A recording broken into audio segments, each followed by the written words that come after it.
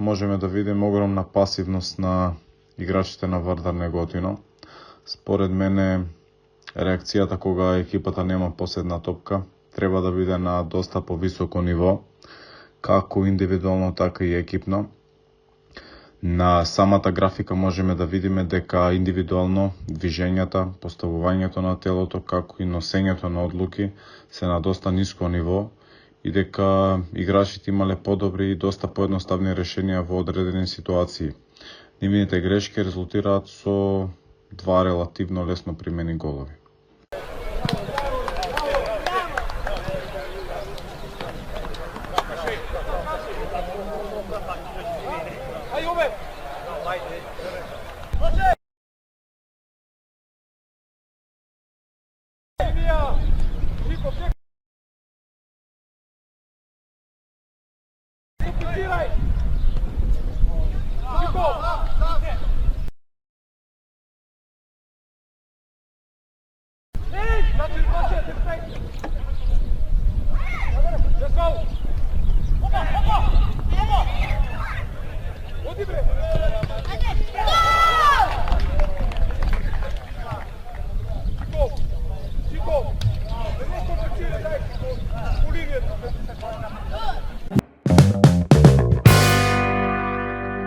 Гол постигнат после една индивидуална грешка од страна на играчот за врска на Каменица Саса. Премногу лесно и премногу наивно изгубена топка. На самата графика можеме да видиме кои решенија би биле подобри во таа ситуација.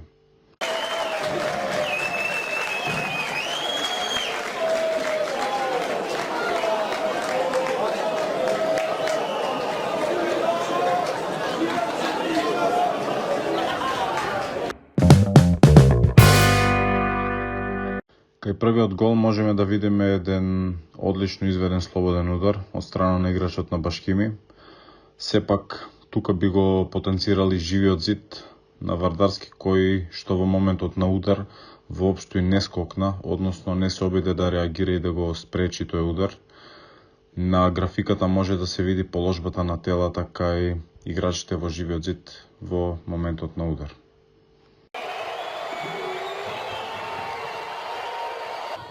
Кај вториот гол, еден наивен фаул од страна на гостинскиот играч. На самата графика можеме да видиме дека домашниот играч и не би представувал голема опасност доколку не би бил фаулиран, односно во просторот во кој би влегол, би бил удвоен со помош на еден од централните дефанзивци.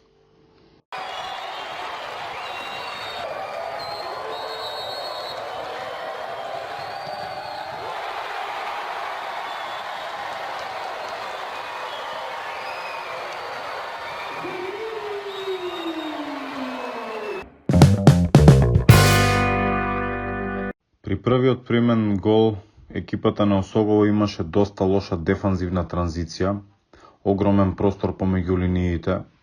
Нивните централни играчи за врска, заедно со крилните, буквално одеа по теренот.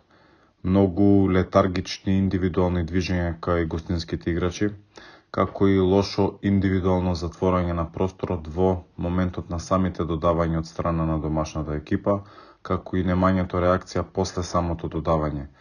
На самата графика можеме да го видиме тоа, како и моментите кога нападот на Охрид би можел да биде спречен.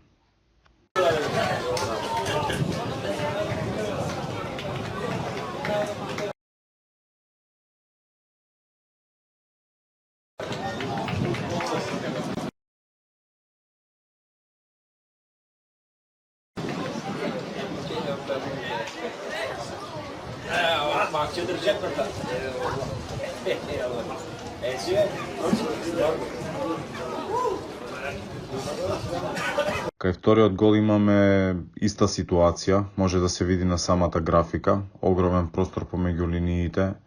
Дефанзивната реакција може и треба да биде на повисоко ниво, особено на играчите од средината на теренот, кои дозволија премногу лесен проток на топката од страна на домашната екипа.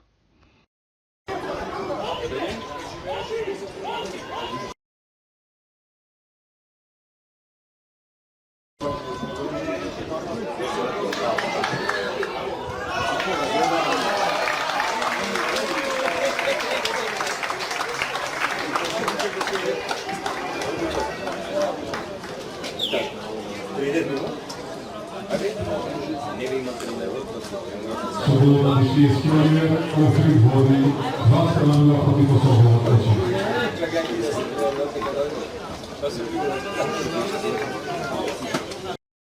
При постигање на третиот погодок, односно направениот пенал во полза на екипата на Осогово, можеме да видиме преку самата графика лоша реакција, комуникација и затворање на просторот од страна на играчите на Охрид, што резултира со направен пенал.